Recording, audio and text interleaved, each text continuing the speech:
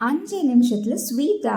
ஆமாம், இதை எப்படி பண்ணுறதுன்னு வாங்க பார்க்கலாம். அதுக்கு முதல்ல ஒரு பேனில் 1 கப் ரவை எடுத்துட்டு இதை நல்லா ட்ரை ரோஸ்ட் பண்ணி ஆற வச்சிடலாம். இப்போது மிக்ஸி ஜாரில் ஒரு 1/2 கப் அளவுக்கு சர்க்கரை சேர்த்துட்டு 3 ஏலக்காய் போட்டு அதை நல்லா பவுட்ரு பண்ணி ஒரு பவுலில் சேர்த்துக்கோங்க. இப்போது அதே மிக்ஸி ஜாரில் ஆற வச்ச ரவையும் நல்லா பவுட்ரு பண்ணி இது கூட சேர்த்துடலாம்.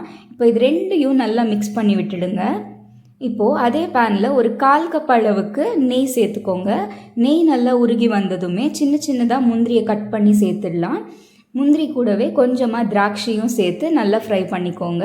இது ரெண்டும் நல்லா ஃப்ரை ஆனதுமே அந்த மாவோடவே சேர்த்துடலாம். இப்போது இது எல்லாத்தையும் நல்லா ஸ்பூன் வச்சு கலந்துடுங்க.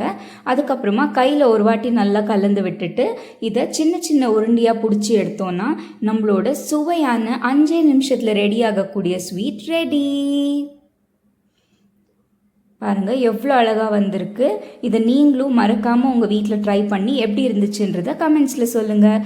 மறக்காமல் நம்ம நெஸ்ட் ஆஃப் ஆர்ட் சேனலை சப்ஸ்கிரைப் பண்ணிக்கோங்க. நெக்ஸ்ட் வீடியோவில் இன்னொரு ஆர்ட்டில் உங்கள் எல்லாரையும் சந்திக்கிறோம். Until then, stay with us in our nest of art. Take care. Bye bye.